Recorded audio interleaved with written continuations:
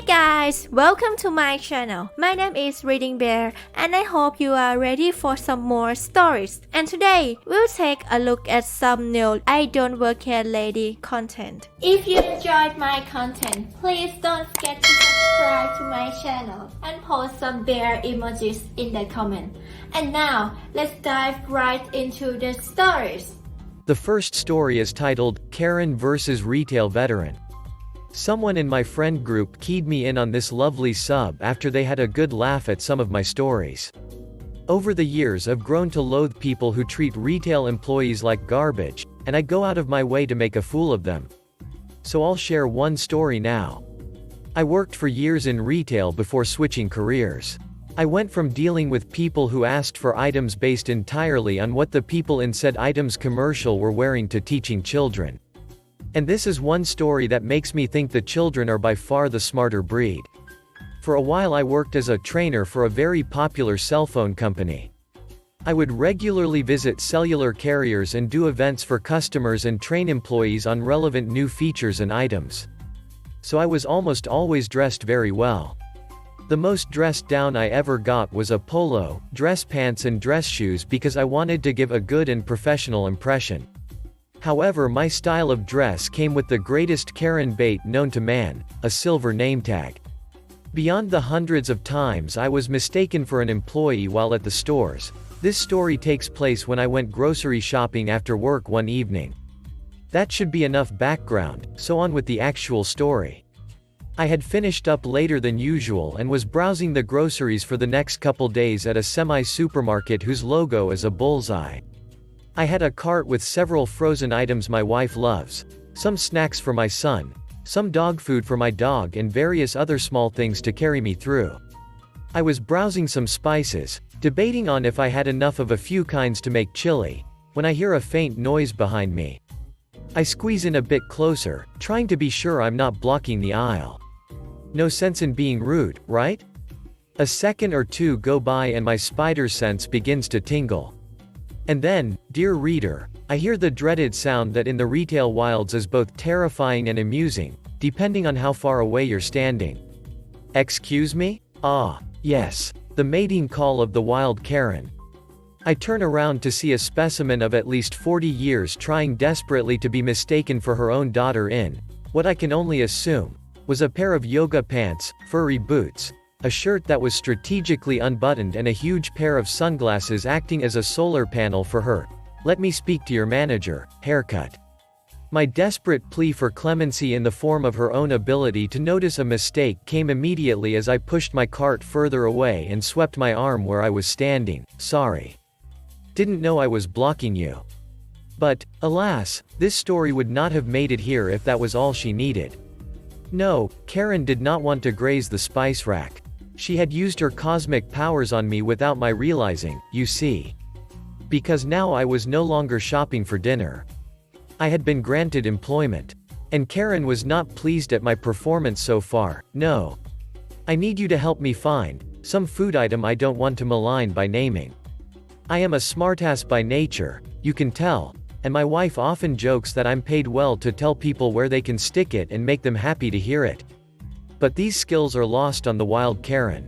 So is the fact that the store uniform is khakis and a red shirt. While I am in a blue and white dress shirt, dress pants, and wearing a company logo jacket that doesn't remotely look like I'm employees. I decide to assume she's perhaps dazzled in bright lights without her solar panel glasses guarding her beady eyes, so I smile and politely say, I'm sorry. I don't work here. Her eyes narrow, now looking like the shining black of a shark, and the games have now begun. You're wearing a uniform, don't give me that, expletive deleted. You can put up that garbage when you're done doing your job. My eyebrow rises and in my head I hear the ringside bell. Okay, Karen, game on. So in my best I really don't hope you're run over by a stray water buffalo voice and smile I say, what was it you needed help finding, ma'am? I see the flinch. I said ma'am and she didn't like it. Don't show weakness now, we've only started. But in the same condescending tone she wails, I need, item. Now show me to it. I nod and pushed my buggy along as I head to the rear of the store. She doesn't look pleased that I'm bringing the buggy, but if she says anything she does so under her breath, and I know soon enough she'll have plenty to complain about. So I savor the moment where the only sound is the slap slap of her boots ricocheting off the floor and on the heels of her feet inside. I walk several aisles. After a dozen she starts to huff and puff, and I can hear the faintest grumbling about why it was so hidden away, and why did she have to walk so far, etc. Not directed at me, but I'm not deaf, so I can hear her childish tantrums just fine. Thank God she can't see the evil smile on my face. Passing the last row of groceries, I hang a left. Passing seasonal, candies, luggage, travel etc. She's behind me in such a blurry huff of muttering anger. I don't know if she's questioning the marital status of my parents, the life choices that brought her here, or both. But she's not happy, and it sounds more and more like a car that won't start and less like a person talking to themselves. As we reach the book section, I wheel the cart right over and start down an aisle. Now the Karen is really angry. Where the deleted are you going? I'm looking for item. If you're too stupid to find it, then maybe I should be talking to your manager. This is drawing a crowd from the nearby electronics section. My plan is working out better than I'd hoped. I stop in front of the small children's section and grab a thin copy of what's basically toddler's first spelling book. A few letters playing with a small child on the cover, and a title about learning the first few letters of the alphabet. Perfect. Walking back to the red-faced Karen, I offer the book. I don't say anything, I just extend my arm, showing her the cover.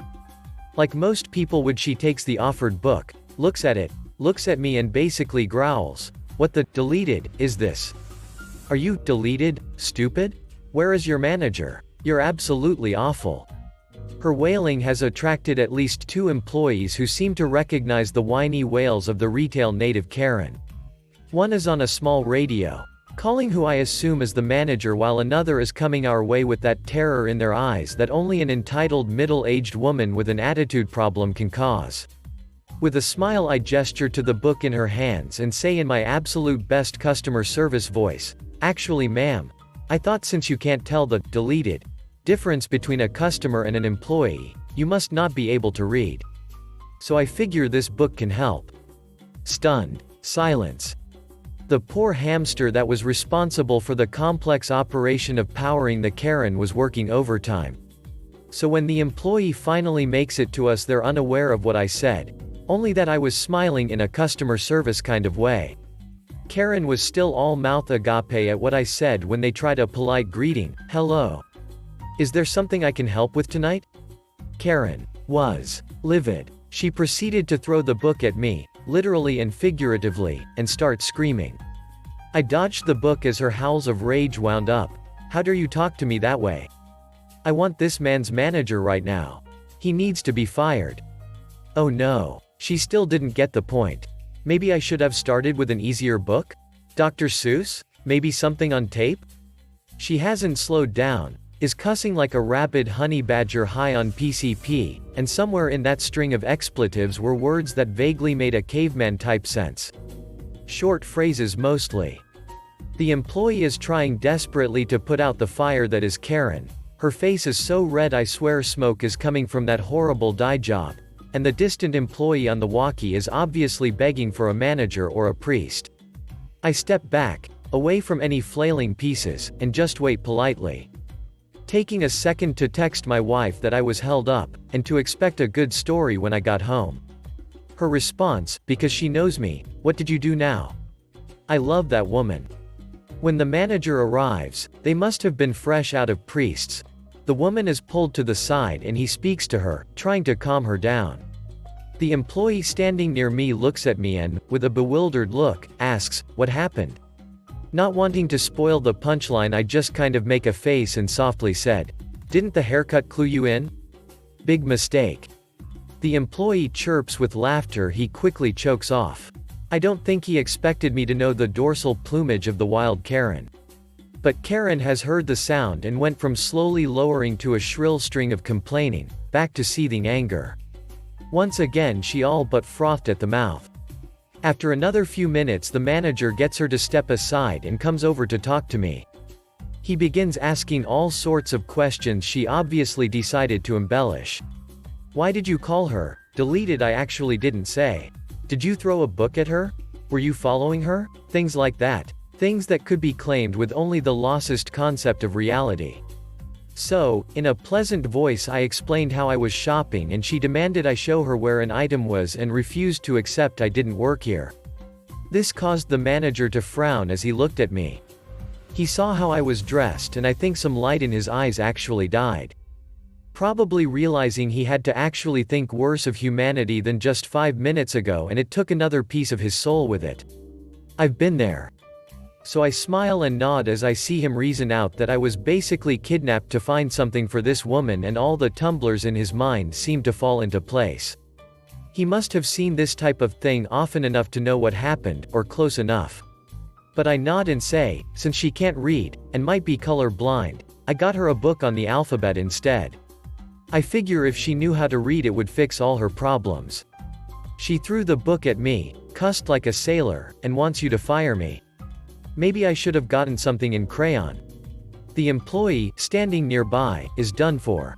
He begins to laugh. Hysterically. Full belly laughs that send him retreating for a door to their back room nearby.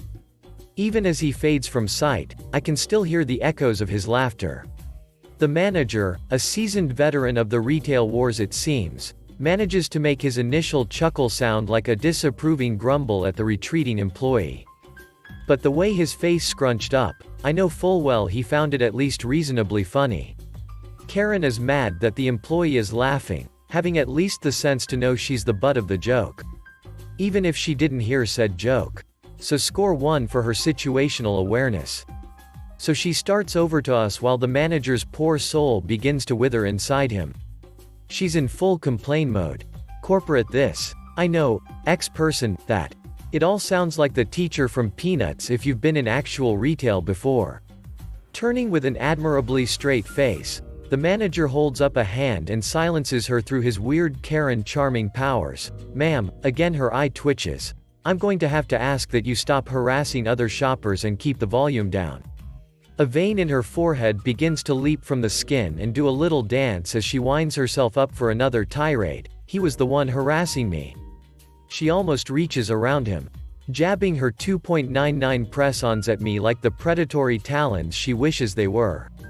The manager, not happy with basically having her almost trying to wrap herself around him to get to me, holds up his hands and in a very firm voice says, "Ma'am, you need to calm down. If you can't, then I'll have to ask you to leave." The blubbering, incoherent Karenisms that follow don't translate well to text. And if I had thought I could get away with it, I would have recorded it with my phone. As it was, she protested, swore, threatened and actually raked her arm down a shelf in a tantrum, knocking down almost everything as she screamed at the manager. And that's when I knew what was coming. She wasn't going to be asked to leave. Oh no. At this point she was about to become a captive audience. The manager called for someone in the clothing department and overwalked 2 women who, God bless them, managed to wrangle the woman and begin escorting her to the front. The employee who'd walked away laughing came over and escorted me back to grocery and told me that she was going to be detained and barred from the store. He was in a good mood, except maybe having to clean up her tantrum. And we joked about the vast level of stupid we'd been graced to see. A few minutes later I checked out, and was walking to the door when 2 police walked in, rather annoyed looking. I left with a smile on my face. Moral of the story, kids? Never inflict yourself on random people and assume they have to put up with your BS. You never know when you'll meet the crocodile hunter of Karens. The next story is titled, Had to Tell an Ex-Employer, I Don't Work For You. 3 years after quitting. So I worked for a home care agency and was assigned to an independent living facility. Mostly just med reminders and housekeeping. The company I worked for was shady AF. So much happened I'm surprised I stayed as long as I did, but I'll stick to what relevant here. This may be long. So cliff notes: they cut my hours on days, evening to the point I lost my benefits. I took the full-time nights posting. It was just me and one other girl switching off 12 hours nights 4 days one week 3 the next. 11 p.m. to 11 a.m. It was great and I loved it. Work was easy and I still got to see my residents. I usually got there at 10:30 p.m. to get report from the evening worker so she could leave by 11. My duties all night were get report, sign out keys, organize that day's paperwork, set the dining room for the next day, do like 4 people's laundry, had access to 5 washers and 5 dryers, and do room checks on like 10 people every 2 hours, pop my head and make sure they weren't on the floor, and answer any emergency pages. Everything but checks and pages were done by 3 a.m. sometimes 2 a.m. Well, they hired a guy and decided to give him 2 of my shifts and 2 of the other girls' shifts. I was in charge of training him and had to sign off before he worked independently. I wasn't impressed but said fine. First shift he shows up at 4 a.m. Shift starts at 11, works now done, go home. Next shift 7 a.m. he comes in, same thing. Next 2 were no shows. Then finally showed up. He was awful. I started looking for another job and found one quickly. I tried for 4 days to hand in my 2-week resignation. Supervisor isn't available. Office is locked, on a Tuesday at 10 a.m.? So I dropped it in their mailbox, and when they called me I told them the date stated would be my last day. Fast forward 2 weeks. I get a call to go in. I explain I quit, why I quit, and that I don't work for the company anymore. Repeat this sporadically over the next 2.5 years. I got calls at all hours. I called the area coordinator, the regional coordinator, always being assured it won't happen again. My final straw was a 4 a.m. phone call 3 years after I quit from the after-hours scheduler. Lost my crap. Called corporate and made them delete my number and file and told them, I haven't worked for you for 3 ducking years. The lack of having any schedule should have been a ducking clue. Your company calls me again and I'll file harassment charges. Figure your ducking crap out and stop ducking calling me. I don't work for you, and hung up. Been a year now and I think it finally worked. The next story is titled, I got fired from a hospital that I don't work for. I had a rather crappy Memorial Day weekend. Long and rather boring story short, I had a seizure and face planted my bedroom door. After a fun ride to the hospital on backboard and neck brace, a whole bunch of tests followed and I was admitted because, as it turns out, my autoimmune condition is quite being managed as well as I thought it was. Fun times. After the first couple days sleeping off the concussion and crappy medication side effects, I make it to the 3rd day and feel well enough to walk around and even make a trip to the cafeteria downstairs to get something better than the standard hospital food. Now, I didn't really have much in the way of clothing. My wife brought my favorite hoodie and clean underthings, but forgot pants of all things, so a really nice nurse scrounged up a pair of the hospital's blue scrub pants for me.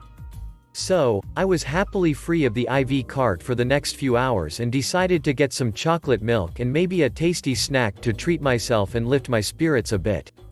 But it ended up being a rather sad, frustrating affair before I could even make it onto the elevator. I'm pretty slow walking, but I'm just content to not be confined to bed or tangled in tubes, so I enjoy the sunlight and make friendly conversation with the day shift nurses as I pass by. Sometimes it's the small things that make me happy. But all that happiness goes away as I make it to the waiting area and elevator lobby when a approximately 60-year-old woman with the sourest expression on her face steps off the elevator. Like sucked on a whole barrel of lemons type of sour. Lips puckered up tighter than a cat's a-hole sour. So I try to give her a wide berth, but pucker face isn't having it. She marches straight up to me and gets well into my personal space and starts demanding that I take her to her son's room and give her an immediate rundown of his medical ailments. The exchange is as follows between me and Puckerface, PK. PK. Finally, one of you lazy bastards is going to take me to my son's hospital room and explain to me my baby boy's condition. I'm his mother after all, and that wife of his just hasn't been taking care of him like she should be. Me. Thinking, the children's hospital is next door, what? PK. Oh, don't play stupid, you're not pretty enough for that. I know my son's here and I want to see him right this instant. His name is, poor bastard, and I think he brought in on Friday. Me. Really confused and feeling bad for poor bastard. I don't work here. PK. What do you mean you don't work here? You have on scrubs in a hospital, you're a nurse, now take me to my son, idiot. Me.